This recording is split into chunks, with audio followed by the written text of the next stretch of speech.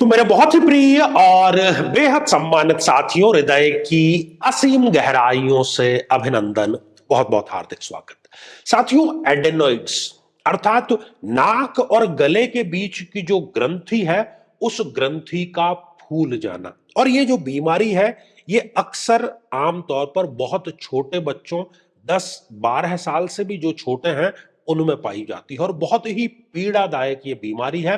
न केवल वो बच्चा बल्कि उसके माता पिता भी स्वयं इसमें उत्पीड़न, पीड़ा का एहसास करते हैं, और पीड़ा कई बार इतनी बढ़ जाती है कि बच्चे को मुंह से श्वास लेना पड़ता है, और मुंह से जब व्यक्ति श्वास लेना प्रारंभ करता है तो इन्फेक्शन का खतरा बहुत ज्यादा होता है, और दिन रात बच्चा जो है वो पीड़ा में रहता है। और हम, जैसा कि हमें सिखाया गया है, समझाया गया है, काफी हद तक वो ठीक भी है कि हम सीधा डॉक्टर्स के पास में जाते हैं, जहां से हमें फौरी तौर पर कुछ राहत मिल जाती है।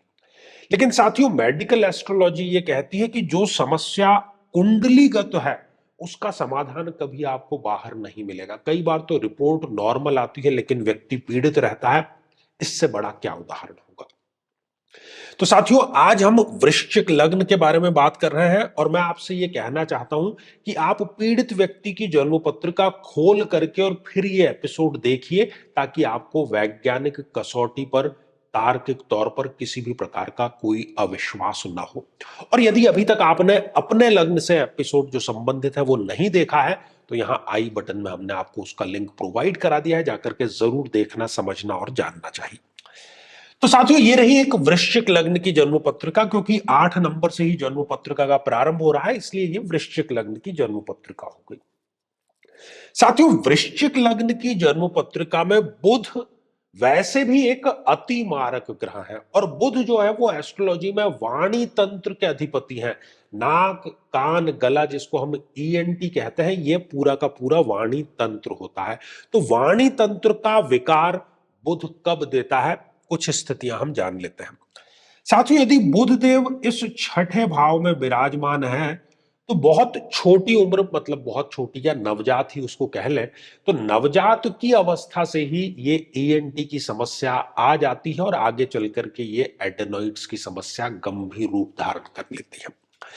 साथियों, स्वग्रही होकर के इस अष्टम भाव में यदि बुध देव विराजमान है, तब भी ये समस्या सीवियर रूप धारण कर लेती है, क्योंकि ये मृत्यु का भाव है। कई रातें उस बच्चे को जागते हुए बितानी पड़ती है, और अपनी पीड़ा वो किसी से कह भी नहीं पाता। साथियों, यदि यही बुधदेव इस 12th हाउस में विराजमान हो, तब भी इस बालक या बालिका को एडेनोइड्स की गंभीर समस्या देते हैं। चूंकि ये व्यय का भाव है, इसलिए बचपन से ही डॉक्टर के पेटे, दवाइयों के पेटे, इसका जो खर्चा है वो बहुत ज्यादा होता है, और व्यक्ति एक निराशा में रहता है। साथियों, यदि बुधदेव नीच राशि के होकर के इस पंचम भाव में विराजमान हो जाए, तब भी ये बालक या बालिका को एडेनोइड्स तो देता ही है। साथ ही ये भी देखा गया है कि ये जो बालक है थोड़ा सा धीमा होता है, किसी भी कार्य को उतनी तेजी से नहीं कर पाता, क्योंकि बुद्धि का अधिपति बुध देव यहां पर नीच राशि के हो गए हैं। साथियों, यदि बुध देव इस जन्म पत्रिका में कहीं पर भी शुक्र के साथ में युत होकर के विराजमान है, क्योंकि शुक्र भी एक अति मारक ग्रह है इस जन्म पत्रिका में, तो शुक्र और बुध की युति यदि है, तो वो भी एडेनोइड्स या ईएनटी की समस्या इस बालक या बालिका को जरूर दे देते हैं। साथ ही इस युति के कारण उसमें कुछ दूसरी कमजोरियां भी आ जाती है, शरीरगत कमजोरियां भी आ जाती है। कुछ भी खिलाया जाता है तो वो उसको लगता नहीं। साथियों, इसके अतिरिक्त आप देखिए कि जन्म पत्रिका में जो बुध है, वो कितने डिग्री के बैठे हुए हैं। यदि वो स्वयं ही 0 डिग्री के विराजमान है, या वो जन्म पत्रिका में 28 या 29 जैसी अंतिम डिग्रियों के हैं, तो 0 डिग्री हो गया नवजात। 28-29 डिग्री का ग्रह मतलब वयोवृद्ध। तो नवजात शिशु और वयोवृद्ध जैसे आम जीवन में हम देखते हैं कि अपनी दिनचर्या के लिए दूसरों पर निर्भर होते हैं, वैसे भी ये ग्रह अब बलहीन हो गया। इसके अतिरिक्त यदि बुध अस्त अवस्था में है, तो बुध का अस्त होना भी इस जन्म पत्रिका में ठीक नहीं है। एडेनोइड्स के केस में हालांकि मारक है, तो अस्त होना उसका ठीक है, लेकिन फिर भी इन समस्याओं में अस्त बुध जो है वो भी कहीं ना कहीं वाणी का विकार अवश्य दे देता है। साथियों, अब इसका समाधान क्या है? इसका जो समाधान हमने मेडिकल एस्ट्रोलॉजी में पाया है कि इस बुध की कमजोरी को हमें जो अभी महादशा चल रही है, चाहे फिर वो किसी किसी भी ग्रह की हो, योग कारक की हो, मारक की हो, यदि हम उसको साध लेते हैं, उस ग्रह को साध लेते हैं, तो हमारी 50% समस्या जो है वो उसका समाधान हो जाता है। और दूसरा, बुध के अभिमंत्रित ग्रह का जो अभिमंत्रित जल है उसका नियमित सेवन यदि करा जाए तो मेडिकल एस्ट्रोलॉजी में इसका समाधान अवश्य हो जाता है। और जो महासाधना की हमने बात की, वो बट नेचुरल सी बात है कि बालक अभी छोटा है, तो माता या पिता में से कोई एक उसके निमित्त संकल्प लेकर के अवश्य कर सकता है। साथियों, श्रृंखला ये हमारी अभी आगे भी जारी रहेगी।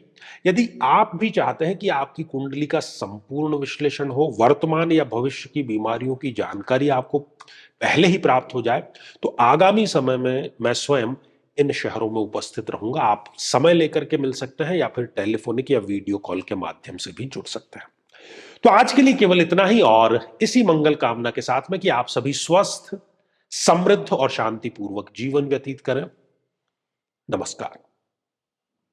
साथियों, कई वर्षों के जन्म पत्र का अध्ययन और लाखों कुंडलियों के अध्ययन के बाद हम ये कह सकते हैं कि यदि किसी की जन्म पत्रिका में शुक्र पीड़ित है तो उसको इस ग्रह की महादशा में इन 9 लक्षणों का, इन 9 कष्टों का, पीड़ाओं का अवश्य सामना करना पड़ता है। व्यक्ति को चाहते हुए भी शारीरिक सुख मिल ही नहीं पाता है। किसी ना किसी प्रकार का गुप्त रोग उसे सदैव बना रहता है।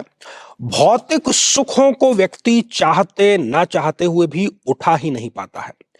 गुर्दे अर्थात किडनी का कोई ना कोई रोग होना, बहनों को स्त्रीजन्य रोग होना, व्यक्ति अपनी हैसियत से ज्यादा फिजूल खर्ची में खर्च जरूर करता है, दाम्पत्य जीवन में तलाक तक की स्थिति उसके बन जाती है, व्यक्ति वासनाओं के प्रति कुंठित ही रहता है, और बड़ी चीज कि शादी योग्य उम्र होते हुए भी व्यक्ति का विवाह ठीक समय पर संपन्न नहीं हो पाता।